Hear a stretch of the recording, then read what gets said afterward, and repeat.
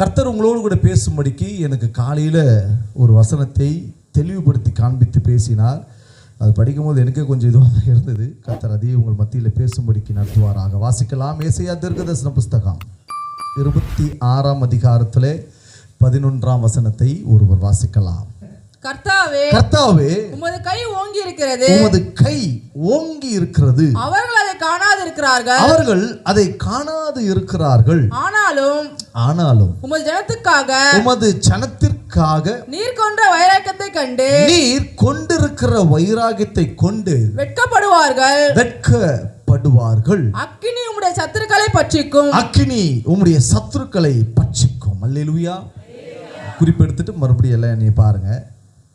கர்த்தருடைய வசனத்திற்குள்ளே நீங்கள் உங்களுடைய சிந்தை வைத்துக் கொள்ளுங்கள்.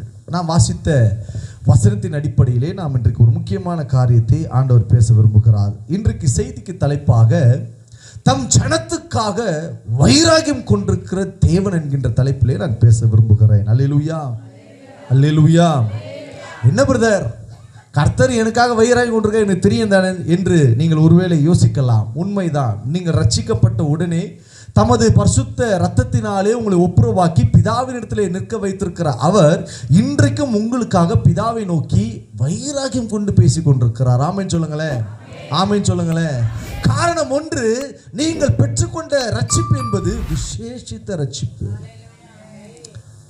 இயேசுவை அறியாததுக்கு முன்பதாக நம்முடைய பாவங்களை கழுவிக்கொள்வதற்கு பல உபாயங்களை பயன்படுத்தி கொண்டோம். பல இடங்களுக்கு போனோம், எங்கெங்கேயோ போய் மொட்டை போட்டோம். இன்றைக்கும் மொட்டை போகிற கேஸும் இருக்குது. நாகப்பட்டினத்துக்கு சொல்கிறேன். இன்னைக்கும் அதுவும் இயேசுவை பெற்ற ஆள் தானே? இல்லைங்க.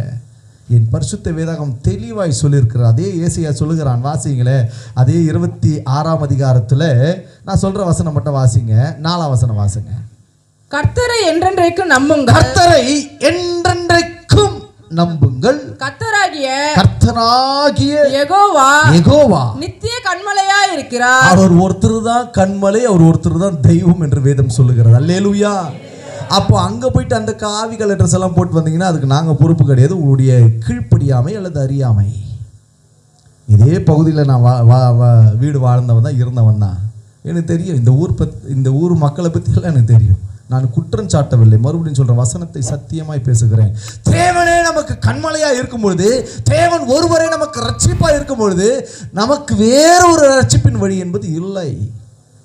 கலாத்திய நிருபத்தில் பவுல் எழுதுகிறார், நாங்கள் பிரசங்கித்த பிரசங்கத்தையே அல்லாமல், நாங்கள் உங்களுக்கு கற்றுக் கொடுத்த உபதேசங்களே அல்லாமல் வேறு ஒருவரோ அல்லது வானத்திலிருந்து வருகிற தூதனோ யார் வந்து சொன்னாலும் இதுக்கப்புறம் சத்தியம் கிடையாதுன்னு எழுதி முடிச்சுட்டாங்க. பக்கத்து பார்த்து சொல்லுங்க, பைபிள் தான் நம்மளுக்கு கடைசி சத்தியம். இப்படி தேவனுடைய வைராகியத்தை தேவன் நம்மளிடத்திலும் எதிர்பார்க்கிறார். அதே நேரத்தில் உங்களுக்காகவும் தேவன் வைராகியம் கொண்டு இருந்து கொண்டிருக்கிறார். அண்மையில் கிறிஸ்மஸ் நாட்களிலே பல ரீல்ஸில் நம்ம நிறைய பார்க்க முடிந்தது. வட மாநிலத்தில் பல போராட்டங்கள் உண்டு. ஒரு சாண்டா தாத்தாவுடைய கேப்பு விற்றா, ஏதோ ஒரு கிறிஸ்மஸ் சம்மந்தப்பட்ட பொருள் விற்றதுக்கு இந்து ராஷ்டிரம் சொல்லிட்டு ஒரே பிரச்சனை பண்ணிவிட்டு எல்லாமே அடித்தாங்க. பல இடங்களில் கிறிஸ்மஸ் கொண்டாடப்படும் உள்ள நிறைய பிரச்சனைகளை பார்த்தோம். இதெல்லாம் பார்த்துட்டு இருதயம் விம்பி அழுதுகிட்டே இருந்தது. என்ன ஆண்டவர் நடக்குது, ரொம்ப மோசமாக போயிட்டுருக்குது சூழ்நிலை என்று சொல்லும் பொழுது என் மனசில் ஒரு பெரிய பாரம். என்ன இதுக்கு ஒரு தெளிவே தெரியலையே, என்ன பண்ண போகிறாங்க ஜனங்க? ஏற்கனவே சபைக்கு ஜனங்க வரமாட்டேங்குது, இதில் வேறு அடித்து உடைச்சானா என்ன பண்ணுவாங்க அப்படின்னு சொல்லிட்டு யோசிச்சுக்கிட்டே இருக்கும் பொழுது, காலையில் இந்த வசனத்தை படிக்கும் பொழுது என் கண்களுக்கு நான் பார்த்த அத்தனை காரியத்தை முன்னாடி வச்சுட்டு ஆண்டவர் உறுதியாக சொன்னார், நீ நினைக்கிற அவன் அடிக்கிறான் இவன் அடிக்கிறான் இதை பண்ணுறான் அதை பண்ணுறான்னு, நான் சொல்லுகிறேன், என் ஜனத்துக்காக நான் கொண்டிருக்கிற வைராகியம் அது அக்கினியாய் வெளிப்பட ஆரம்பிக்கும் பொழுது அநேக சத்துருக்களை பட்சிக்கும். ஹல்லேலூயா, ஹல்லேலூயா. தேவனுடைய சபைக்காக தேவன் வைராகியம் பாராட்டுகிறார். நாம கர்த்தருக்காக பாராட்டுகிறோமோ அல்லவோ, கர்த்தர் நமக்காக தம்முடைய பிள்ளைகளுக்காக இரத்தத்தினாலே கழுவப்பட்டு பிதா குமாரன் பரிசுத்த ஆவி நாமத்தினாலே ஞானஸ்நானம் பெற்று பரிசுத்த ஆவியை பெற்றுக்கொண்டு வசனத்தை கை கொண்டு வாழ்கிற தம்முடைய ஜனங்களுக்காக அவர் வைராகியம் பாராட்டி கொண்டே இருப்பார். ஹல்லேலூயா, ஹல்லேலூயா. ஆனால் நாம் என்ன தெரியுமா, ஒரு சில நம்ம மனுஷன் படித்து பார்க்கும்போது நானே ரொம்ப யோசித்தேன். நம்மளும் நினச்சிட்டு இருக்கோம், நான் கர்த்தருக்காக தாங்க இருக்கிறேன், நானும் கர்த்தருக்காக தான் வைராகியமாக இருக்கிறேன்.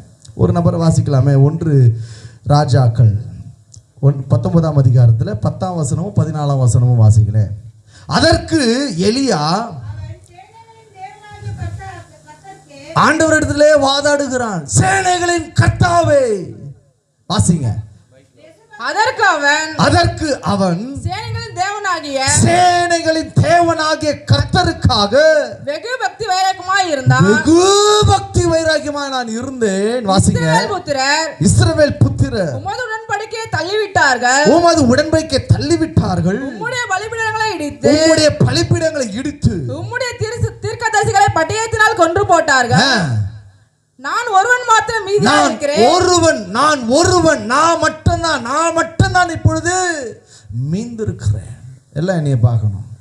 இதுதான் இன்னைக்கு நம்மளே ஆற்றி தேற்றி அல்லது நியாயப்படுத்தி காண்பிக்கிற வார்த்தையாய் பார்க்க முடிகிறது. ஐயா அவன் சரியில்லையா கிறிஸ்தவத்தில், ஐயா இவன் சரியில்லையா கிறிஸ்தவத்தில், நான் ஒழுங்காக தான் இருக்கிறேன், நான் கரெக்டாக தான் நடந்துக்கிறேன், நான் கரெக்டாக தான் போயிட்டுருக்கிறேன், என்ன தான் டைவர்ட் பண்ணுறாங்க, என்ன தான் இப்படி பண்ணுறாங்க. No no no no no உங்களுடைய சுயநீதியை தேவன் விரும்பவில்லை. தெளிவாய் வேதம் சொல்லுகிறது, கர்த்தர் தமது ஜனத்திற்கு வைராகியம் பாராட்டுவார். ஆனால் நாம் என்ன பண்ணுறோன்னா, அவர் வைராகியம் பாராட்டுறாரோ இல்லையோ, நான் கர்த்தருக்கு முன்னாடி போய் நின்று ஃபைட் பண்ண ஆரம்பிச்சிட்டோம். கர்த்தருக்கு முன்னாடி போய் நின்று நியாயப்படுத்த ஆரம்பிச்சிட்டோம். ஆண்டவரே, நான் ஒருத்தன் தான் என் குடும்பத்தில் இருக்கிறேன், நான் மட்டும் தான் ரசிக்கப்பட்டிருக்கிறேன், நான் மட்டும் தான் சபைக்கு போயிட்டு இருக்கிறேன், நான் மட்டும் தான் இவ்வளோ கஷ்டம் அனுபவிக்கிறேன், எனக்கு மட்டும் தான் இந்த பாடு, எனக்கு மட்டும் தான். யாருக்கு பாடு இல்லை? எல்லா மனுஷனுக்கும் பாடுகளும் சஞ்சனங்களும் போராட்டங்களும் கண்ணீரும். அதை நான் அடிக்கடி செய்தியில் சொல்லுவேன். நீ உயிரோடு இருக்கிறியான்றது ஒரே ஒரு அடையாளம், கண்ணிலேருந்து கண்ணீர் வரும். செத்த பாடிக்கு ஏதாவது தண்ணி வருமா? அப்போனா நீ உயிரோடு இருக்கிறன்னு அர்த்தம். அப்போ உனக்கு நீ உயிரோடு இருக்கிற எல்லா நாட்களிலும் பாடுகளும் போராட்டங்களும் உண்டு.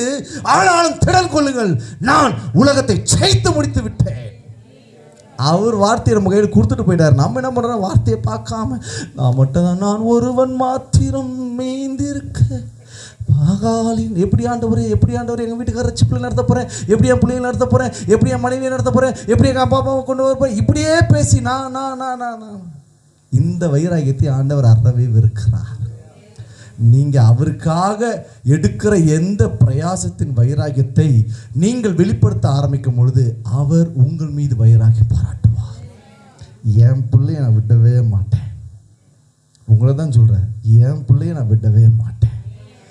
கண்ணின் மணி போல் அவர்களை மறைத்து வைத்திருப்பேன். அழகாய் சாரலமா பாடினாங்க, உன்னதமானவரின் உயர் மறைவினில் இருக்கிறவன் சர்வ வல்லவரின் நிழலில் தங்குவான், இது பரமசிலாக்கிய மல்கராதரா வல்லவரின் நிழலில் தங்குவான், இது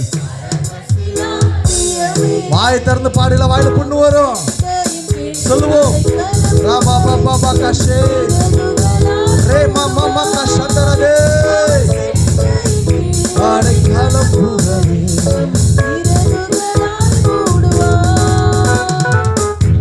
போதும். இப்படியெல்லாம் நாம் பாடி நம்மளை பரவசப்படுத்தி, அப்பாடா இன்னைக்கு சர்ச்சுக்கு போயிட்டு விட்டோம், இன்னைக்கு நல்லா இருக்கிறோம், இன்னைக்கு நல்லா இருக்கிறோம். நோங்க, எப்போவுமே நம்ம நல்லா தான் இருப்போம். பகந்த பா சொல்லுங்க, நீங்கள் எப்போவுமே நல்லா இருப்பீங்க. எனக்கு தானே தெரியும், ரேஷன் கார்டு இல்லாமல் 3000 ரூபாய் வராமல் தவிக்கிற தவிப்பு எனக்கு தானே தெரியும். கவலையே படாதீங்க. அரசாங்கம் கொடுக்குற 3000 காட்டிலும் உங்களுக்காக தன் ஜீவனையே கொடுத்த கர்த்தர் உங்களோடு இருக்கிறார். கைகளை தட்டி அல்லேலூயா, மகாராஜாவுக்கு அல்லேலூயா. கர்த்தர் தமது ஜனத்திற்கு வைராகியம் பாராட்டி நிற்பார். சபையை கைவிட மாட்டார் ஐயா, சபையை ஒரு நாளும் விட மாட்டார். உன்னைய விட மாட்டார், உன் பிள்ளைய விட மாட்டார். எல்லாரும் என்கவுண்டர் தான் கர்த்தருக்கு முன்னாடி. உங்களுக்கு புரியுறதுக்காக சொல்கிறேன். கர்த்தர் ஒவ்வொருவரையும் அந்தந்த நேரத்தில் போய் பிடிப்பார். பவுலை பற்றி நான் ரொம்ப ஆராய்ஞ்சிக்கிட்டே இருப்பேன். எனக்கு வேதாகமத்தை ரொம்ப பிடிச்ச கேரக்டரில் பவுல் ரொம்ப பிடிக்கும்.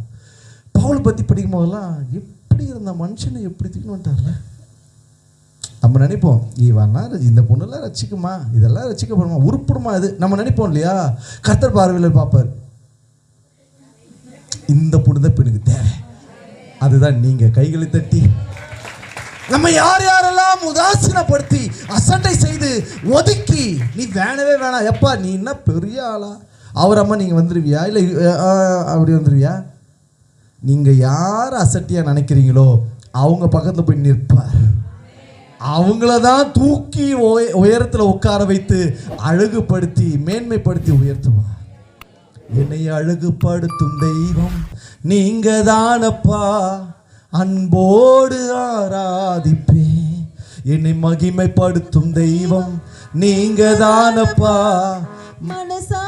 மகிமைப்படுத்துவேன். தெரியுமா? நான் பிரதர் நான் டைம் இல்லை எனக்கு, ஏன்னா அடுத்த செய்தி வேறு ஓடணும். டைம் டப்புன்னு ஓடிடுறேன். அடுத்த முறை வந்தால் ரிலாக்ஸாக பேசலாம். தேவனுடைய வைராக்கியம் சபையின் மீது எப்பொழுதும் இருக்கும். அவர் விலகவே மாட்டாருங்க. அவருடைய உடன்படிக்கையே யோசுவா 1ஆம் அதிகாரத்தில் அழகாக சொல்லப்பட்டிருக்கிறது. யோசுவாவை சொல்றாரு, யோசுவா ஏன் பயப்படுற? ஆண்டவரே, இந்த மக்கள் என்னை மதிக்க மாட்டாங்கப்பா. மோசையை பார்த்து வியந்து வியந்து வியந்து வியந்து பார்த்த இதே ஜனங்கள் என்னை ஏற்றுக்கொள்வார்களா? ஆனால் ஆண்டவர் சொல்றாரு, நான் மோசையோடு இருந்தது போல, பக்கத்தை கைப்பு சொல்லுங்க, மோசையோடு இருந்தது போல உன் கூட தான் இருக்கிற, தைரியத்தை விட்டுறாத. ஹல்லேலூயா. நான் உன்னை கைவிட மாட்டேன். என்னை விட்டு கொடுக்காதவ, என்னை நடத்துகின்றவ, என்னை பாடுங்களேன், இல்லைன்னா வாயில சொல்லுங்க மறுபடியும். என்னை விட்டு கொடுக்காதவ, என்னை நடத்துகின்றவ, என்னை பாதுகாப்பவர் என் நேசர் நீரே. நான் தடுமாறும் போது என் பாதை காட்டி நீ. ஒரு நிமிஷம் ஐயா, ஜனங்களுக்கு பாட்டே தெரியல. என்ன ஐயா ஜனங்க பாட்டே பாட மாட்டுது? தெரியுமா தெரியாத பாட்டு? நல்லா தான் பாடு தேவ ஜனமே. என்னைய பாட போற, என் பேர் போட்டா வருது, கத்தர் பாடுது வருது. அதெல்லாம் கத்தரை மட்டுமே பாடும். நான் தடுமாறும் போது என் பாதை காட்டினே. சொல்லுவோம், நான் தடுமாறும் போது, முடியாத போது, கொடுக்காதவர், என்னை நடத்துகின்றவர், என்னை பாதுகாப்பவர். என்னையே பார்க்கணும் மியூசிக் டைரக்டர்ஸ்லாம். அல்லேலூயா. ஓகே, வேதம் சொல்லுகிறது தமது சனத்துக்காக அவர் வைராகியம் பாராட்டுவார். ஆண்டவர் எனக்கு சொல்லி அனுப்பின வார்த்தை, என் பிள்ளைகளுக்காக, என் ஜனங்களுக்காக, என் ரத்தத்தினால் கழுவப்பட்டு பிதாவுக்கு முன்பதாக ஆராதித்துக் கொண்டிருக்கிற என் ஜனத்திற்காக நான் இன்றளவும் நான் வைராகியம் பாராட்டுகிறேன். ஆனால் பல நேரங்களிலே நாம் தேவனுடைய வைராகியத்தை பார்க்கிறோமான்னு பார்த்தா அங்கதான் மிஸ்டேக் ஆகுது. இப்பதான் செய்தி ஆரம்பிக்குது. 1/2 மணி நேரம் பேசி இப்பதான் ஆரம்பிக்குது. ஒரு மனிதனோடு கூட உடன்படிக்கை பண்ணுவான் என்றால் இவனும் உடன்படிக்கை காக்க வேண்டும். அடுத்தவனும் உங்க ஸ்டைலில் வரேன். இப்போ நீங்கள் எனக்கு ஒரு வீடு கொடுக்க போறீங்க, நான் வீடு வாங்க போறேன். வீடு கொடுக்க போகிறோம், என்ன பண்ணணும்? மனப்பூர்வமாக எழுதி கொடுக்குறேன், இத்தனை அமௌண்ட்டில் இவ்வளோன்னு சொல்லிட்டு எழுத்தாலும் எழுதி என்ன பண்ணுவேன் சொல்லுங்களேன். எங்களுக்கெல்லாம் எங்கே அதெல்லாம் இருக்கு. இதுக்கப்புறம் வீடும் வரும், பத்திரமும் வரும். ஆமைன்னு சொல்லுங்க. ஹல்லேலூயா. அவர்களும் உடன்படிக்கை செய்திருப்பார்கள், இவர்களும் உடன்படிக்கை செய்திருப்பார்கள். இதனுடைய கான்ட்ராக்டினுடைய முழு உறுதியான தன்மை என்பது அந்த பத்திரம். அதேதான் ஆண்டவர் நீங்கள் ஞானஸ்நானத்திற்கு ஒப்பு கொடுத்து இனி நான் பாவத்தை விட்டு விலகி நீதிக்கு படைத்திருக்கும்படிக்கு, தேவனோடு கூட வாழும்படிக்கு, அவருக்காகவே நான் காத்திருக்கும்படிக்கு, எனது மணவாளன் வரும்பொழுது மணவாட்டியாக நான் எடுத்துக்கொள்ளப்படும்படிக்கு அவருக்காக காத்திருப்பேன் என்று ஒரு உடன்படிக்கை ஒன்று உண்டு. அந்த உடன்படிக்கையினுடைய பின்னணி வைராகியத்தை மறைத்து வைத்திருக்கிறது. ஆண்டவரும் ஒரு வைராகியமாக பேசிட்டார், சொல்லிட்டாருமா நான் உனக்கு இதெல்லாம் செய்வேன், இதெல்லாம் பண்ணுவேன் அப்படின்னு சொல்லி சபைக்கு சொல்லிட்டார். ஆனால் சபை அன்னைக்கு அப்படியே ஒரு இப்போ லேட்டஸ்டான வார்த்தை என்னென்ன வார்த்தையோ வருது சோசியல் மீடியாவில், கூஸ் பம்பு ஆயிட்டாங்கய்யா.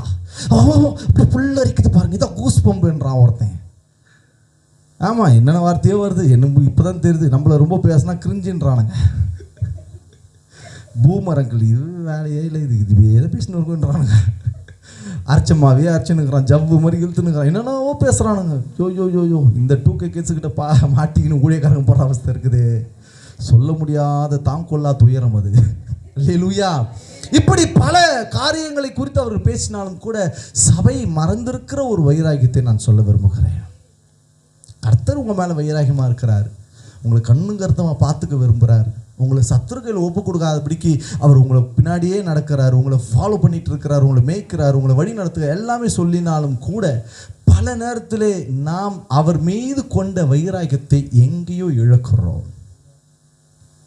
அதை நாம் அறிந்து கொள்வோமே ஆனால் சரியான வருகைக்கு எப்பொழுது ஒரு நொடி பொழுதிலே நாம் மறுரூபமாக்கப்படுவோம் என்பதை அறியாது இருக்கிற காலகட்டத்தில் கடைசி நாட்களில் இருந்து இருக்கிற நாம் திடீரென்று அவர் வெளிப்படும் பொழுது மகாராஜா தம்முடைய தேவ தூதர்களோடு கூட அவர் வெளிப்பட அந்த ஆரம்பிக்கிற அந்த ஒரு நொடி பொழுது என்பது நம்முடைய வைராக்கியம் தேவனுக்கு முன்பதாக காணப்பட்டால் ஒழிய சபை எடுத்துக்கொள்ளப்படாது. எவ்வளோ பின்தங்கி இருக்கிறோம் என்பதை வசனத்தில் பார்ப்போம். அதே ஏசாயா பல காரியங்களை எழுதி வைத்திருக்கிறான். அந்த அதிகாரம் முழுக்க நீங்கள் படிச்சீங்கன்னா அது சபை தேவனுடைய பிள்ளைகள் இஸ்ரவேலர் எல்லாரும் கூடி பாடுகிற பாடலினுடைய ஒரு வார்த்தை தான் நாம் வாசித்தோம், அந்த ஆதார வசனம். ஆனால் இன்றைக்கு சபை வைராக்கியத்தில் வளர வேண்டும் என்று சொன்னால் மிக முக்கியமான 2 நல்ல காரியத்தை செய்யணும். பக்கத்தை பார்த்து சொல்லுங்க, 2 நல்ல காரியம் செய்யணும். ஏன்னா அதுக்கு மேலே எனக்கு டைம் இருக்காது. 2 நல்ல காரியத்தை செஞ்சா நீங்க வைராக்கியத்தில் நிலை கொண்டு வாழ்வீர்கள். ஆமென் சொல்லுங்களேன், ஆமென் சொல்லுங்களேன். 2 நல்ல காரியம் செஞ்சா சொல்லுங்களேன். செஞ்சா நல்லது, நல்ல காலம், இல்லைன்னா டேஷ் டேஷ். அல்லேலூயா. வாசிக்கலாம். முதல் காரியத்தை வேதம் சொல்லி கொடுக்கிறதை நான் உங்கள் மத்தியில் வைக்க விரும்புகிறேன்.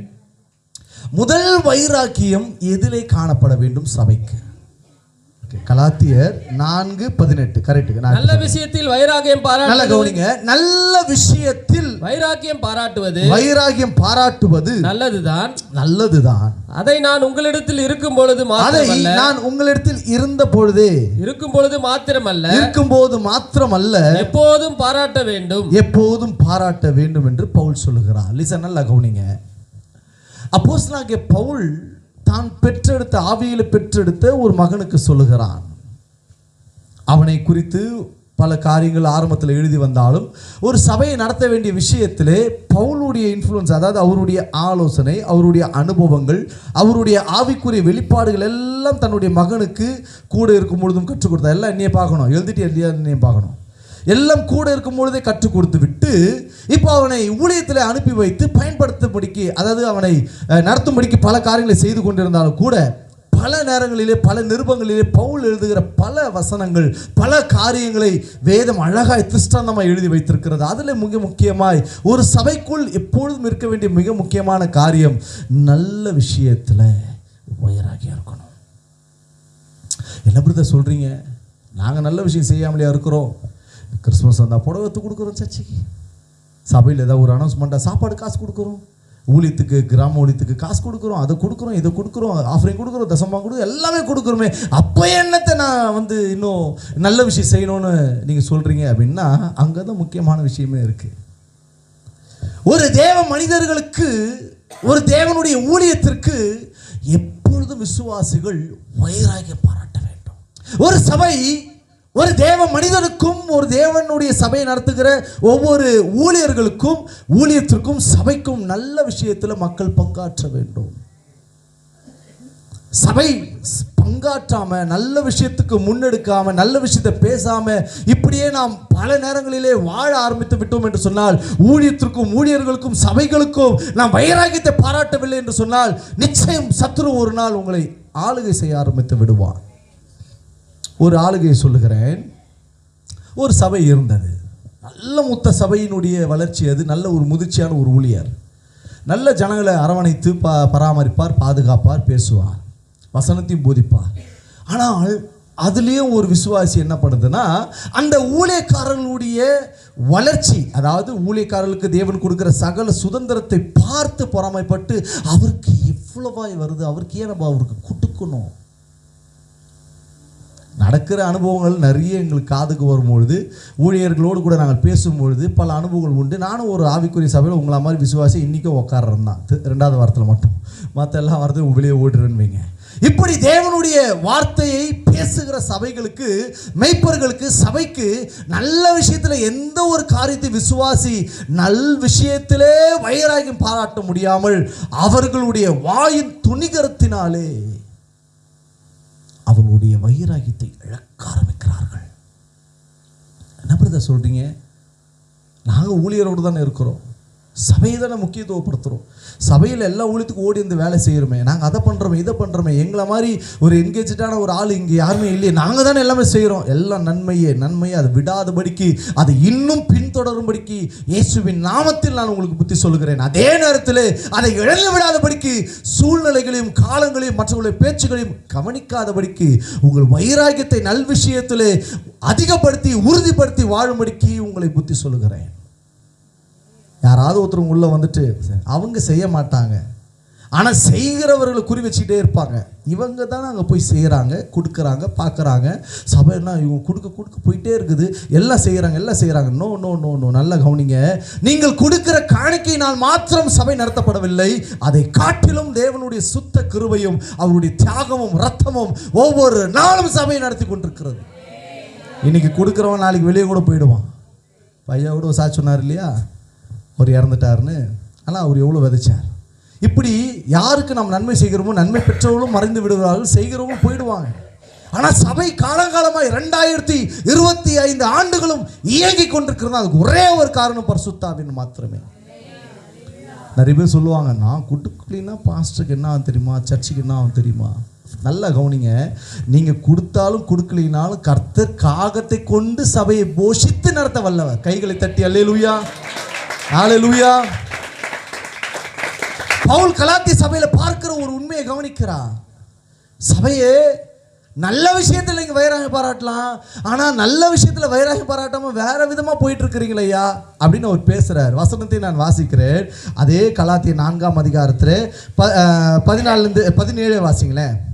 அவர்கள் உங்களை நாடி வைராகியம் பாராட்டுகிறார்கள், ஆகிலும் நல்மனதோடு அப்படி செய்யாமல். ஆகிலும் நல்ல கவனிங்க, நான் சொன்னேன் இல்லையா, ஆகிலும் அவர்கள் நல்ல மனசோட வந்து நம்ம கிட்ட பேசல. எல்லாம் மீதி பேரானே பாருங்க. நம்மளை வழி நடத்துறவங்க யாருன்னா மேய்ப்பர்கள் தான். அதை தாண்டி வேற. நான் கூட இன்னைக்கோ ஒரு நாள் தான், நான்லாம் வந்து லாட்டரி சீட்டு மாதிரி திடீர்னு அடிச்சுன்னா பம்பர் பிரைஸமாக வந்து நிற்பேன் இல்லையா, நான் எங்கேயாவது பறந்துட்டு இருப்பேன். என்னுடைய வேலையும் அதுதான். ஆனால் உங்களுக்காய் வழி நடத்தி கிறிஸ்துவினுடைய சமூகத்திலே போராடி ஜெபிக்கிற ஒரே ஒரு நபர்கள் மேய்ப்பர்கள் மாத்திரமே. எல்லா சபையிலும் நான் இப்படிதான் பேசுகிறேன். மேய்ப்பர்கள் இல்லைன்னா நீங்கள் இல்லை, உங்கள் ஊழியர்கள் இல்லைன்னா நீங்கள் ஆசீர்வாதமாக இல்லை, உங்கள் ஊழியர்கள் இல்லைன்னா நீங்கள் எந்த காலத்திலும் எந்த ஒரு ஜெயத்தை பெற்றுக்கொள்ள முடியாது. காரணம், நீங்கள் தேவனோடு கூட எப்பொழுதும் உறவாடி கொண்டிருக்கிறவர்கள் அல்ல, பல நேரங்களில் தடுமாறுகிறவர்கள். ஆனால் மேய்ப்பர்கள் என்பவர்கள் தேவனுக்கும் உங்களுக்கும் மத்தியஸ்தர்களாக இருந்து ஒரு மேம்பாலமாய் உங்களை இப்பகுதியில் இருந்து அக்கறைக்கு போய் சேரும்படிக்கு உதவி செய்கிற தேவனுடைய மனிதர்கள். ஏங்க குமார் சாலமன் இவ்வளோ அழகாக ஊழியம் பண்ணுறாரு, கர்த்தரை பயன்படுத்துகிறாருலாம் சொல்கிறாங்க. எல்லா பாசம் சொல்லுவாங்க, விசுவாசி சொல்லுவாங்க, ஐயா நீங்கள் ஃபஸ்ட்டு மாதிரிலாம் இல்லையா, எங்கேயோ போயிட்டீங்க, நான் இங்கே தான் இருப்பேன். ஆனால் நம்மளை எங்கேயோ போயிட்டீங்க தள்ளி விட்டு பொத்துன்னு கீழே விட்டுருவாங்க. நம்ம அதெல்லாம் கண்டுக்க மாட்டேன்னு வைக்கிறேன். ஆனால் குமார் சாலமோனுக்கு பின்பதாக, அவருடைய குடும்பத்துக்கு பின்பதாக ஒரு மேய்ப்பர் இருக்கிறார். புரியல, நிறைய பேருக்கு புரியலை. அல்லேலூயா. அதுக்கு தான் புரியலை. அல்லேலூயா. இன்றளவும் என்னுடைய ஆவிக்குரிய தகப்பனுடைய ஆலோசனையிலே, ஜெபத்திலே, நான் அவருக்கு கொடுக்கிற கனத்திலே, மரியாதையிலே, தசம பாகத்திலே, காணிக்கையிலே எந்த ஒரு குறையும் நாங்கள் வைக்காதபடிக்கு ஆண்டவர்களை போதித்து வழி நடத்துகிறார். உங்களுக்குள்ள ஆவி இருந்தாதான், பரிசுத்தாவி இருந்தாதான். ஏன்னா இன்னைக்கு வேற ஆவிலாம் இருக்குது உள்ள. கல்லாவி, உபதேச கோளாறு ஆவி, பொய் தீர்க்க தரிசன ஆவி, வட்டிக்கு விடுற ஆவி, இச்சிக்கிற ஆவி, அர்த்தம் பொண்டாடி பார்க்குற ஆவி, இந்த ஆவி அந்த ஆவி, என்னென்ன ஆவியோ இருக்குது. அந்த ஆவி அல்ல, கண்டித்து உணர்த்துகிற நல்ல ஆவி. சங்கீதக்காரனுடைய சங்கீதங்களை படித்தா இன்பமாக இருக்கும். அப்படியே சொல்லப்போனால் அப்படியே ஒரு ஜூஸியாக ஒரு நல்ல ஸ்வீட் அப்படியே உள்ள அப்படியே மைசூர் பால்கோவா மாதிரி அப்படியே இறங்கும். அப்படியே மெய் மறந்து படிக்கலாம். ஏன்னா அப்படி இருக்கும் ஆவியானுடைய வசனத்தோடு, இந்த பிரசனத்தோடு எழுதியிருக்கிற வார்த்தைகள். உங்களுடைய நல்ல ஆவி என்னை செம்மையான வழியிலே, சொல்லுங்களேன் வாய் திறந்து. இல்லையா, எங்களை நடத்துறது எங்கள் கையில் இருக்கிற ஃபோனு தான்யா அப்படின்னீங்கன்னா அது ரொம்ப நாள் இருக்காது. பேட்டரி காலி ஆச்சுன்னா நீயும் காலி. ஆமாம், உங்கள் கனெக்ஷன் பரிசுத்த ஆவியானவர் இருந்தால் சரியாக ஓடிட்டுருக்கோம். அல்லேலூயா. இங்க பவுல் சொல்லுகிறார், கலாத்திய மக்களுக்கு சொல்லுகிறார், உங்களை நாடி வந்து உங்களுடைய நல் விஷயங்களை நல் காரியங்களிலே வைராகியம் பாராட்டுகிற வைராகியத்தை கெடுப்பதற்கு சபைகளுக்குள்ள இருந்து சொல்ல போனா வெளி ஐக்கியம். அதாவது நல்லா கவனிங்க, இதையே நான் சொல்லி கொடுத்துறேன். நான் அதிகமாக பேசுகிற வார்த்தை இதுதான்.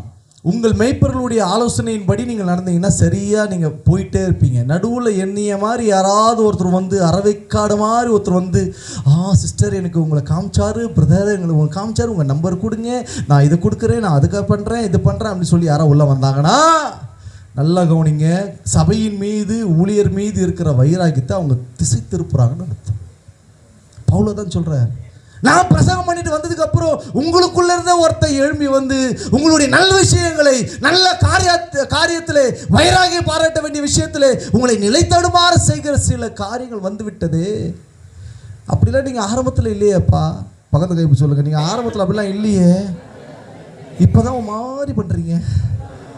ஏன் ஸ்டைலில் சொல்கிறேன், ரொம்ப வைப்பாக நடக்கிறீங்க. அப்படியே பாஸ்டர் ப்ரைஸ் அப்போ தான் ஐயா சுத்துறையா சோமனிங்கய்யா ரியாக்ஷன்லாம் அப்போ பார்ப்போம் பாருங்க. இப்போ அப்படியே கொஞ்சம் கொஞ்சம் அப்படி வளர பாஸ்டர் ப்ரைஸா பாஸ்டர் வேறா இங்கே தான் வந்தீங்களா? அதாவது போயிட்டு இருக்கிறேன் பாஸ்டர். எங்கேம்மா போகிறீங்க? உங்கள் வீடு தான் வரேன். ஐயோ பாஸ்டர் நான் மார்க்கெட் போயிட்டுக்கிறேனே. பாஸ்டர் நான் அந்த வேலைக்கு போய்க்கிறேன், இந்த வேலைக்கு போய்க்கிறேன். அன்னைக்கு போதகர்கள் தேவைப்பட்டார்கள். எதுக்கு? உயர்த்தப்படுவதற்கு, கர்த்தரோடு நெருங்க சேருவதற்கு, உங்களை வழி நடத்துவதற்கு, உங்களுக்கு சகல அனுகூலத்தையும் உண்டாக்குவதற்கு மெய்ப்பர்கள் தேவைப்பட்டார்கள். இன்றைக்கு பிரசங்கங்கள் எல்லாம் செல்போன் வழியாய் மலிவாய் வருகிறதுனாலே, அநேக கூகுள் பே போன்பே வழியாக அநேகர் பேசுகிறதுனாலே, நாமும் அங்கே ஜோமனாதான் அங்கே கொடுத்தாதான் நாம் ஆசீர்வதிக்கப்படுவோம் என்று நம்பி ஏமாந்து போனதுனாலே நல்ல விஷயத்தில் சபையில் அப்படியே வைராகியம் குறைஞ்சு போச்சு. நான் மறுபடியும் சொல்கிறேன், யூடியூப்புக்கும் சேர்த்து தான் பேசுகிறேன். என் செய்தியை வந்து தேவகுமார் மினிஸ்ட்ரிஸ் யூடியூப் சேனலில் பாருங்கள். நல்ல ஆசீர்வாதமான இந்த மாதிரி செய்திகள் தான் வரும். அல்லேலூயா, அல்லேலூயா. இப்படி அநேக நல்ல விஷயத்திலிருந்து தடுமாறி போய் இன்றைக்கு ராஜாவினுடைய வருகைக்கு சபை கற்புள்ள ஸ்திரீயாக மாறி இருக்க வேண்டிய சபை மக்கள் இன்றைக்கு ஆட்டம் காண கண்டுவிட்டார்கள். அடுத்த வசனத்தை பவுல் சொல்றாரு பாருங்க, எப்படி இருந்தாங்க. 16ஆம் வசனம் வாசிங்க. அதாவது நான் சொல்கிற மாதிரி படிங்க பிரதர். 16, 15, 14 அப்படி மேலே ஏறிட்டு போகணும். அப்போ தான் அந்த வசனத்தோடைய பின்னணி உங்களுக்கு புரியும். ஏன்னா பவுல் மேலேருந்து எழுதி வந்துட்டாரு, நான் உங்களுக்கு விளக்கி காமிச்சிட்டு மேலே போகிறேன். அப்படி 16 வாசிங்க. நான் உங்களுக்கு சத்தியத்தை சொன்னதினாலே உங்களுக்கு சத்ருவானேனே. இன்னைக்கு மெய்ப்பொருளுடைய நிலை இதுதான், எங்களுடைய நிலை அதுதான். நாங்களும் ஒரு கூட்டங்களாக நடத்திட்டு தான் இருக்கிறோம். நாங்களும் எங்ககிட்ட இது மாதிரி ஆத்மாக்கள் இருக்கிறாங்க. பல நேரத்தில் சத்தியம் எதானு சொல்லுது. ஏம்மா ஒரு நாள் ஒரு வீட்டுக்கு போயிருக்கிறேன். அன்றைக்கி சர்ச்சுக்கு வர்ற அந்த பார்ட்டி எல்லாம் இன்றைக்கி கவனிங்க, சர்ச்சுக்கு வரல. அன்றைக்கின்னு பார்த்து பிரசங்கம் எங்கள் ஐயா பேசிகிட்டு இருக்கிறார். என்ன பேசிகிட்டு இருக்கிறாருன்னா, சபைக்கு வருவதை வீணடிக்காதீர்கள், நேரத்துக்கு வராமல் இருக்காதீங்க, நேரத்துக்கு வாங்க, கத்தரை ஆராதிங்க, கத்தரை தேடுங்க, வாரம் தேவனுடைய சபையில் வந்து உட்காருங்க. இவ்வளோ பேசிட்டார். எனக்கு அப்படியே இங்கே பாருங்கள், எல்லாம் என்னைய பாருங்கள், எனக்கு அப்படியே உங்கள் சைடில் கூஸ் பம்ப் ஆகிட்டேன். ஓகேடா இன்னைக்கு இவங்க தான் நான் வரேன்னு சொல்லிட்டு போகிறேன். பிரைஸ் தி லார்ட் அப்படின்னு வீடு போனேன். சோத்திரப்பா வாப்பா அப்படின்னாங்க. என்னடா நம்ம இவ்வளோ கண்ணீர்ன்றோம், அவங்க சோத்திரமான்றாங்க. சரி ஓகே, உள்ளே உட்காந்துட்டு ஏன் சபைக்கு வரல, நல்லா கவனிங்க, ஏன் சபைக்கு வரல? வேலை இருந்தது, தூங்கிட்டோம். நான் சொன்னேன், இன்னைக்கு செய்தியே இதுதான்.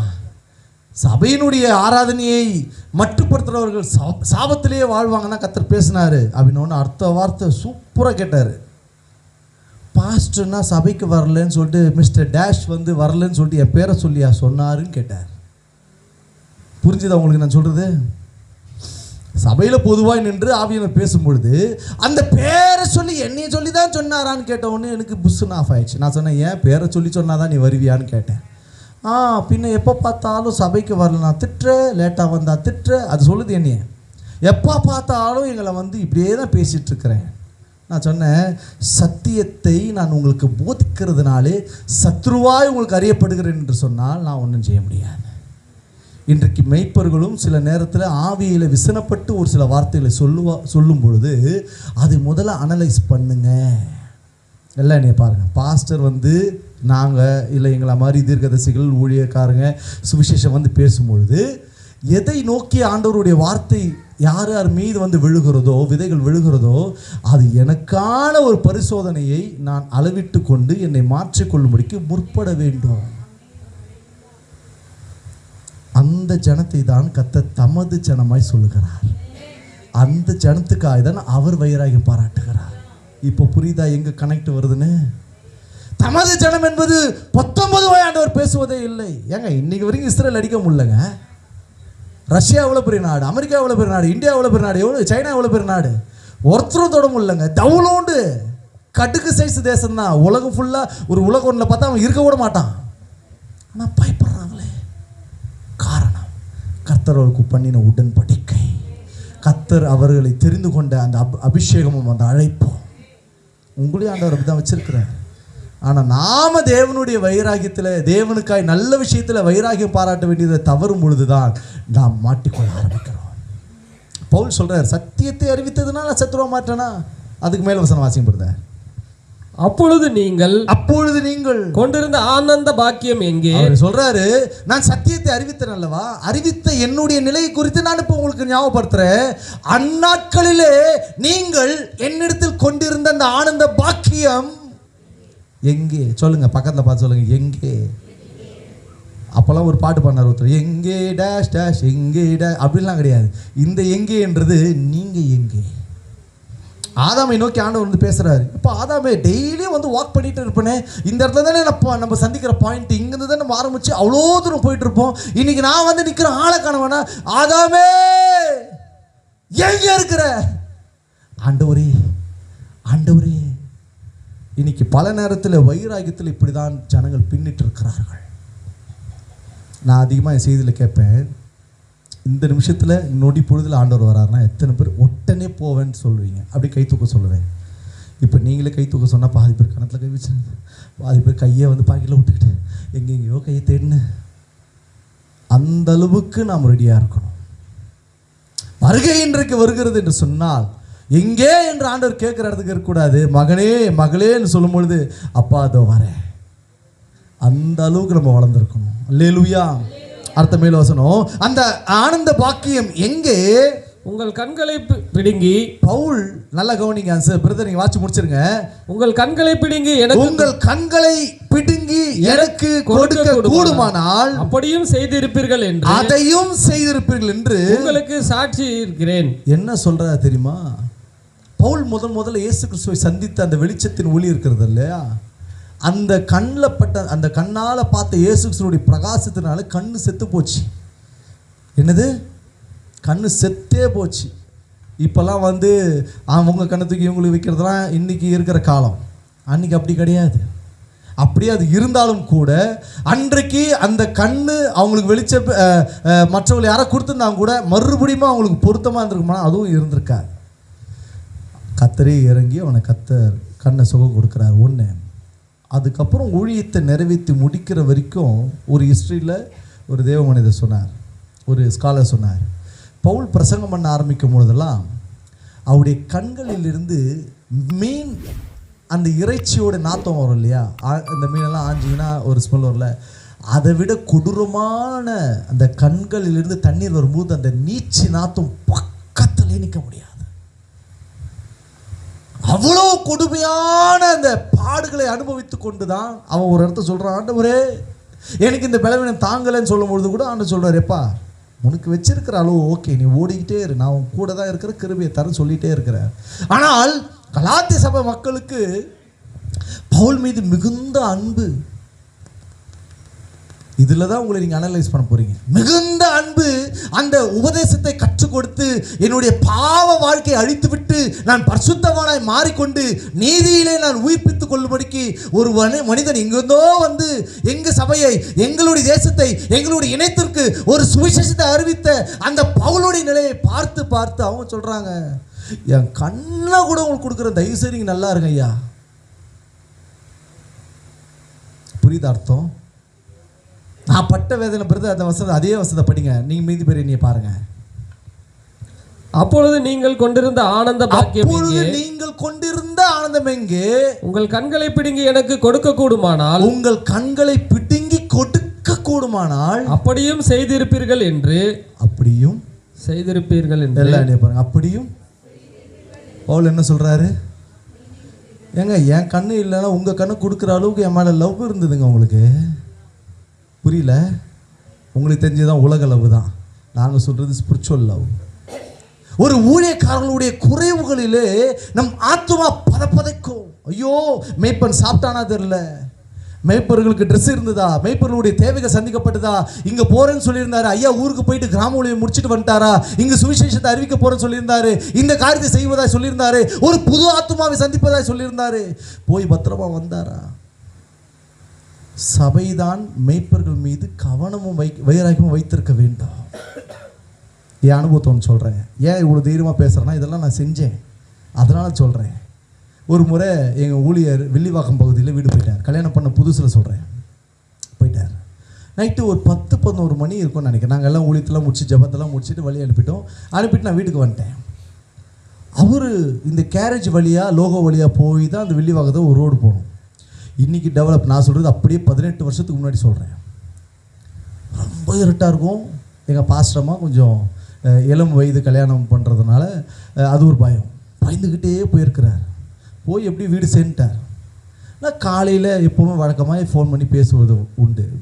அண்ணே ஸ்தோத்திரண்ணே, இது மாதிரிண்ணே இந்த விஷயம் என்ன, டே ஸ்டாப் அப்படின்னார். என்னண்ணா நீங்களாம் பிள்ளைங்களாடான்னு கேட்டார். முதல் கேள்வி என்னண்ணாச்சு? ஏன்னா பயம் வந்துச்சு எனக்கு. என்னண்ணா சொல்கிறீங்க? இல்லைடா, ஒரு மனுஷன் 10:30 மணிக்கு வீட்டிலேருந்து கிளம்பி சர்ச்சிலேருந்து கிளம்பி வீட்டுக்கு போகிறேன், போய் சேர்ந்தனாலும் ஒரு வார்த்தை கேட்டியாடா? போய் சாப்பிட்டோமா, சேர்ந்தோமா, நல்லபடியாக வந்துட்டீங்களா, ஒரு வார்த்தை கேட்டிங்களேடா? உங்களுக்காக நாங்கள் உபவாசம் பண்ணி ஜெபம் பண்ணுறோம், உங்களுக்காக நாங்கள் ஸ்தோத்திரம் பண்ணி ஜெபம் பண்ணுறோம், உங்களை ஊழியத்தில் உருவாக்குறோம், உங்களுக்கு சத்தியத்தை சொல்லிக் கொடுக்குறோம், உங்களுக்கு வழி நடத்துகிறோம், உங்களுக்கு எல்லா நன்மைக்கும் நல்லதுக்கும் கெட்டதுக்கும் வாழ்வுக்கும் சாவுக்கும் எல்லாத்துக்கும் அதை நாங்கள் நிற்கிறோம். ஆனால் ஒரு சாதாரண ஒரு விஷயத்துக்கு, ஒரு பயணத்தை இப்படி செய்வதற்கு நாங்கள் போய் வந்ததுக்கு பிற்பாடு ஒரு வார்த்தை விசாரிப்பதற்கு ஆள் இருந்தீங்களாடான்னு கேட்டார். அப்படியே அடிச்சுக்கிட்டேன். நான் சாரிண்ணே, அன்னிலேருந்து நான் ஊழியத்துக்கு வெளியே வருகிற அந்த நிமிஷம் வரைக்கும், ஏன் இன்றைக்கி நாங்கள் எங்கேயோ சந்தித்ததா கூட என் மனைவி சாட்சி, உடனே விசாரிப்பேன். அண்ணே பத்திரமா வந்துட்டீங்களாண்ணே, வீட்டுக்கு சாப்பிட்டீங்களாண்ணே, ஓகேவாண்ணே, ஓகே குமார் அப்படின்ட்டு வைப்பேன். எங்கேருந்து வருது அந்த கிருபை? இன்றைக்கு ஊழியக்காரர்களை விசாரிப்பதனுடைய வைராகியத்தை, அன்பின் வைராகியத்தை விசுவாச மக்கள் தள்ளி வைத்து விட்டார்கள். அதனால தாங்க நீங்கள் கஷ்டப்படுறீங்க. ஊழியக்காரர் எவ்வளோ வழிகள் இருக்குன்னு தெரியுமா? நான் மெய்ப்பனுடைய வழிகளோடு கூட என்னுடைய வழிகளையும் சேர்த்து சொல்கிறேன். எங்களை விசாரிக்கிறதுக்கு ஆள் கிடையாது. இது மாதிரி எலிசா பாஸ்டர், இன்னும் 2-3 முக்கியமான நபர்கள் தான் எங்களுக்கு இருக்கிறாங்க. எப்போயா ஃபோன் பண்ணி பேசினா நல்லா ஜாலியாக பேசிட்டு விசாரிச்சுட்டு வைப்போம். சொந்த பந்தெல்லாம் எங்களுக்கு கிடையவே கிடையாது. நான் இப்படி பேசினா யார் என் மூஞ்ச பாப்பா? புரியுது, உங்கள் சிரிப்புலேயே தெரியுது. தேவைடா உனக்கு இப்படிலாம் பேசினா யாரும் இருக்க மாட்டாங்க. ஏன்னா சத்தியத்தை பேசுறது அப்படி தான். பல நேரங்களிலே எங்களை சபையில் இப்படி தான் உருவாக்கினார்கள். வாலிப வயதிலே சொல்லி கொடுத்தாங்க, மெய்ப்பனுடைய சத்தத்தை கவனிச்சு நட, மெய்ப்பர்கள் சொல்லிக் கொடுக்கறத கைவிடாமல் இரு, சத்தியத்தில் உறுதியாக நில்லு, பரிசுத்தாவில வழி நடத்தப்பட, தேவனுக்காக சபைக்காக என்றளவும் நான் வைராகியத்தோடு கூட வாழ்ந்து கொண்டிருக்கிறேன். தைரியமாக நான் சொல்ல முடியும், தேவனுடைய பலிபீடத்தில் நின்று. என் சபையை ஒருத்தன் பேசினா ஒருத்தரை விட மாட்டேன். தெரியுமா உங்களுக்கு? மாம்ச வைராகியம் இல்லை, ஸ்பிரிச்சுவலாகவே நான் சொல்கிறேன். பலர் பலவிதமாய் விமர்சிப்பார்கள், பலர் பலவிதமாய் ஏற்றுவார்கள், பலவிதத்தில் சொல்லுவார்கள். ஒரு இடத்துல மெய்ப்பனை விட்டு கொடுத்ததே கிடையாது. உங்கள் சபைக்காக நீங்கள் பாராட்டுகிற, நல்ல விஷயத்திற்காக பாராட்டுகிற எல்லா வைராகியத்தையும் பரலோகம் பார்க்கிறது. தேவதூதர்கள் பதிவு செய்கிறார்கள். தேவன் உங்கள் மீது வைராகியம் கொள்ளுவார். ஹல்லேலூயா. நான் அடுத்த இடத்துக்கு ஓடணும். அடுத்த ஒரு காரியத்தை வாட்சி முடிச்சிடலாம். தீத்து 2ஆம் அதிகாரம் 13, 14, 15. நற்கிரியைகளை செய்ய பக்தி வைராகியம் உள்ளவர்களாகவும் ஒப்பு கொடுத்தார். இவைகளை பேசி போதித்து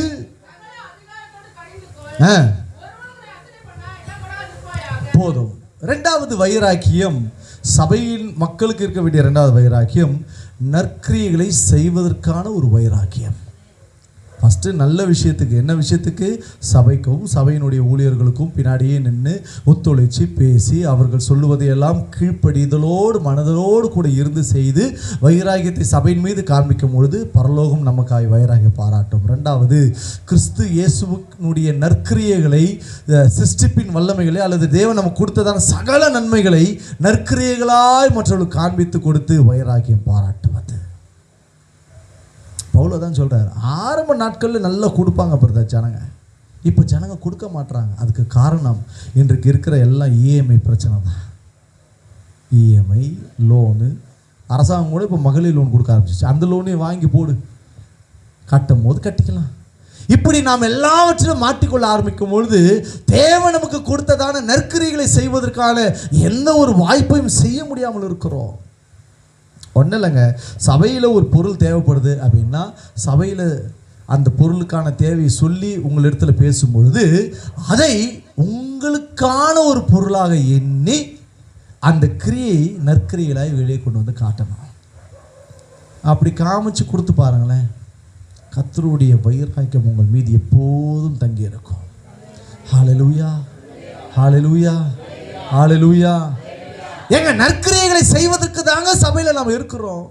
தான தர்மம் பண்ணுவதற்கும், மற்றவர்களை உபசரிப்பதற்கும், மற்றவர்களுக்கு தேவைகளை சந்திப்பதற்கும், யாராகிலும் ஒருவர் இல்லாதவர்கள் வந்து நம்ம இடத்துல கேட்டு நம்ம இடத்துல அது இருக்குமே ஆனால் நாம் கொடுப்பதற்கும் செய்வது தான் நற்கிரியை.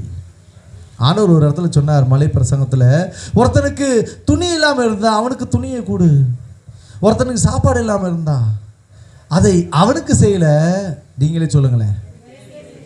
அதெல்லாம் நம்ம நல்லா சொல்லுவோம். ஐயா அவர் எங்கே நான் பார்த்தேன், அவனை பார்த்தா இயேசுநாதர் மாதிரி ஆகுது, கிட்ட போக முடியல, பார்க்கவும் முடியல, அப்படி தான் நம்ம பார்க்குறோம். ஆனால் ஆண்டவர் தெளிவாக சொல்கிறார், நீ அவங்களுக்கு அல்ல எனக்கு செஞ்சுதான் நான் எடுத்துக்கிறேன். இப்படிப்பட்ட வைராக்கியத்தை தான் பரலோகமும் விரும்பி கொண்டிருக்கிறது. நான் அதான் சொல்லுவேன், போகிற இடத்துல சொல்லுவேன், ஒரு கிராம சுவிசேஷ ஊழியத்திற்கு, ஒரு யூத் மீட்டிங்க்கு, ஒரு சில்ட்ரன்ஸ் மீட்டிங்க்கு எவ்வளோ பணத்தேவைகள் தேவைப்படுகிறது.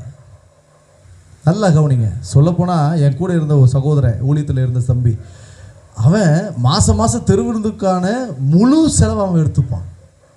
எங்கள் சபை பெரிய சபை, ஒரு 1500 பேர்கிட்ட இருக்கிறாங்க. அவ்வளோ பெரிய சபைக்கு தெருவிருந்துக்கான முழு செலவை அவன் நைட்டே போய் கையில் ஆஃபரிங் கொடுத்துட்டு வந்துடுவான் மாதம். இன்றைக்கி அவனுக்கு அகரம் கிட்ட ஒரு வீடு இருக்குது, புளியந்தோப்பில் ஒரு வீடு இருக்குது, நல்ல செழிப்போடு இருக்கிறார். புரிஞ்சிருக்கும்னு நினைக்கிறேன். புரியலையா? செழிப்போடு இருக்கிறார். அந்த செழிப்பு தான் தேவன் உங்களுக்கும் கொடுப்பா. ஒரு யூத் மீட்டிங் வைக்கிறாங்க, ஒரு விபிஎஸ் வைக்க போகிறாங்க, ஒரு ப்ரோக்ராம் வைக்க போகிறாங்க, ஒரு கிறிஸ்மஸ் ஆராதனை வைக்க போகிறாங்க. அப்படி இப்படின்னா சபையாக சேர்ந்து வந்து மற்றவர்களுக்கு இயேசுவை கடத்துவதற்கும் இயேசுவை கொண்டு போய் சேர்ப்பதற்கும் நாம் அதிகமாக நற்கிரியைகளை செய்ய வேண்டும். இன்னொரு படி மேலே போய் சொல்லிட்டு நான் முடிச்சிடுறேன். நீங்கள் எல்லாரும் சேர்ந்து வந்து தெருவில் நின்று இயேசுவை அறிவிக்க வேண்டும். அது ஒரு நற்கிரியை. ரட்சித்தார் அல்லவா, அவருடைய நன்மையை நீங்கள் பெற்றுக்கொண்டீங்க இல்லையா? அவருக்காக அடி வாங்குவதற்கும் பாஸ்டர் பின்னாடி, பாஸ்டர் உங்கள் பின்னாடி நீங்கள் வச்சு நீங்கள் நிற்கணும். எதுவாக இருந்தாலும் என்னை தாண்டி தான் எங்கள் பாஸ்டர்கிட்ட வரணுன்ற அளவுக்கு நீங்கள் நிற்கணும். நான் நிற்பேங்க, என் ஊழியருக்காக நான் நிற்பேன். என் வைராகெல்லாம் உங்களுக்கெல்லாம் வந்துச்சுன்னா நீங்களாம் கொளுத்துருவீங்க பக்கத்தில். பயங்கரமாக ரொம்ப வைராகமாக பேசுறது மாத்திரம் இல்லை, செய்வதற்கும் நான் தைரியமாக நிற்பேன். இன்றைக்கே எங்கள் ஊழியக்காரர் ஒரு டம்ளர் எடுக்க விட மாட்டேன் தெரியுமா உங்களுக்கு? ஹலோ லிசன், கவனிங்க. என் ஊழியரை இந்த பைபிள் இப்படி எடுக்க போகிறாருன்னு நினச்சிட்டாலுமே நான் புஸ்குன்னு போய் நம்ம கை உள்ளே போயிடும். நான் எடுத்துகிட்டு வரேன் வாங்கினேன். ஹலோ லிசன், புசுக்குன்னு போயிடும் கை. ஒரு பேக் இப்படி தேடுவார், அடுத்த நிமிஷம் பேக் என் கையில் நிற்பேன். புரியுதா உங்களுக்கு அர்த்தம்? அந்த அளவுக்கு ஒரே சிந்தையில் நாங்கள் இருந்து வளர்ந்தவங்க. இன்னைக்கு தேவன் வைத்திருக்கிற உயரத்தை, தேவனே எங்களுடைய வைராகியத்தை கண்டு, நற்கிரிகளை கண்டு, நல்ல விஷயத்தில் நாங்கள் பாராட்டின வைராகியத்தை பார்த்து இன்றைக்கு எங்களை இங்கே நிற்க வைத்திருக்கிறார். சும்மாலாம் கூப்பிட்டு மைக்க குத்துற மாட்டார் ஆண்டவர். பக்கத்து பாஸ் சொல்லுங்கள், சும்மாலாம் மைக் குத்துற மாட்டார் பாஸ்டர், கர்த்தர். ஆமாம், சும்மாலாம் கொடுக்க மாட்டார். வேலை ஒன்று பண்ணிட்டு இங்கே வரணும். டைரெக்டாக போய் ஐடி ஆஃபீஸில் வந்து ஒரு 50,000 ரூபாய்க்கு 1 லட்ச ரூபாய்க்கு சேலரிக்கு வேலை இருக்குதுங்க போயிடுங்கன்னா பே ஒழுங்காக படிக்கணும், மார்க் எடுக்கணும், உன்னை நீயே தகுதிப்படுத்தி தான் அங்கே போய் உட்கார முடியும். ஊழியம் மட்டும் படிக்காமல் வந்து ஊழியம் பண்ணிடலாம். ஏன்னா அதுதான் வந்து எப்போவுமே வந்து ஃப்ரீயான ஜாப், உடனே கிடைக்கிற ஜாப். வாலிப பிள்ளைங்களுக்கு தெளிவாக சொல்லிட்டு போகிறேன், படிக்கிறியா நல்லா படி, தேவனுக்காக வைராகி பாராட்டு. 1. 2வது, படிக்காமல் ஊழியத்துக்கு வராத. படித்த மக்களுக்கும் படிக்காத மக்களுக்கும் நீ பயன்பட வேண்டும் என்று சொன்னால் உனக்கு புது அறிவும் தேவை. அந்த அறிவு உன்னை பல நேரங்களில் காப்பாற்றும், பல நேரத்திலே காப்பாற்றும். அதே நேரத்தில் ஆவியினுடைய வழிநடத்துதலுடைய அறிவு இருக்குமானால் அது நற்கிரைகளை சொல்லி கொடுக்கும். இந்த இடத்துல ஐயா சொன்னார் இல்லையா, பிள்ளைகளை கொண்டு வந்தால் கொட்டிலாம் கொண்டு வராதிங்கன்னு. இப்படிலாம் இருக்கிறாங்க. நான் சின்ன வயசு விபிஎஸ் படிக்கும் போது ஒரு ஊழியர் ஏதோ ஒன்று தப்பாக ஒரு வசனம் சொல்லிட்டேன்னா என்னன்னு தெரியல, ஞாபகம் இல்லை, டக்குன்னு என்ன எப்படி அடிக்கிறாங்க அன்னைக்கு. அப்படிலாம் அன்றைக்கி கொட்டு வாங்கி நாங்கள் நிற்கிறோம். சில நேரங்களிலே வாலிபர்களுக்கும் இந்த புரிதல் இல்லை. அப்படியே ஐயா கூப்பிட்டாருனா வந்துடலான்னு வந்துடாதீங்க. தேவனுடைய சமூகத்தில் நல்லா படிச்சுட்டு ஆண்டவருக்கு நல்ல ஞானத்தை தாங்க, உங்கள் ஊழியத்தை செய்வதற்கு நாங்கள் நல்ல ஒரு நிலைக்கு வரணும். தேவனுடைய ஊழியத்தை, கனமான ஊழியத்தை கனம் பொருத்திய மனிதர்களாய் மாறி நாங்கள் ஊழியம் செய்யணும்னு வாங்க. அதுக்குன்னு படிக்காமல் வந்துடாதீங்க, அதுக்குன்னு படிக்கிற ஊழியத்தையும் விட்டுறாதீங்க. ரெண்டுத்தையும் சரியான கண்ணோட்டமாய் பார்த்து உங்கள் பிள்ளைகளை பழக்க வைங்க. காலையில் நான் ஜோம் பண்ணிட்டு இருக்கும்போது ஆண்டவர் சொன்னார், படிக்க வைக்கிற பெற்றோர்களுக்காக நான் சொல்லுகிறேன், உங்கள் பிள்ளைங்களை ஊழியத்தில் முக்கியத்துவப்படுத்துங்க. பெற்றோர்களுக்கு சொல்லுகிறேன், லிசன், காலையில் ஜபத்தில் எனக்கு ஆண்டவர் தெளிவாய் உணர்த்தி பேசினார், இது நீ கட்டாயமாய் பேச வேண்டும் என்று சொல்லி. உங்கள் பிள்ளைகளை நீங்கள் போதித்து சபைக்கு கொண்டு வரீங்கன்னா இந்த சிப்ஸு பாக்கெட்டு கேக்கு பாக்கெட்லாம் வாங்கிட்டு வந்து சபையில் உட்காராதீங்க. வீட்டிலே சொல்லிட்டுன்னு வாங்க. தலையில் முக்காடு போடணும், குழந்தை குட்டியே கையில் ஒரு 50 ரூபா கையில் கொடுத்துரு, ஒரு 100 ரூபா கையில் கொடுத்துரு, காணிக்க போட கற்றுக் கொடுங்க. வசனத்தை கேட்டு வீட்டில் போய் நான் வந்து கேட்பேன் சொல்லி கொடுத்து பயத்தை சொல்லி கொடுங்க. அதே நேரத்தில் நல்ல கண்ணை மூடி பாட வைங்க. 2வது, ஊழியத்துக்கு இப்போவே உந்தி நடத்துங்க. சபையில் வந்து பாய் போட சொல்லுங்கள், பெருக்க சொல்லுங்கள், அதை பண்ண சொல்லுங்கள், கழுவ சொல்லுங்கள், எல்லாம் செய்ய சொல்லுங்கள். இதெல்லாம் செய்து வந்தீர்கள் என்றால் ராஜாவினுடைய வைராகியம் உங்கள் குடும்பத்தை பட்சிக்க ஆரம்பிக்கும். கண்களை மூடி ஜெபிக்கலாம். Thank you Holy Spirit. ரம் கம் கம் தராபா. உம்மீது கொண்ட நேசம் அக்கினி ஜுவாலை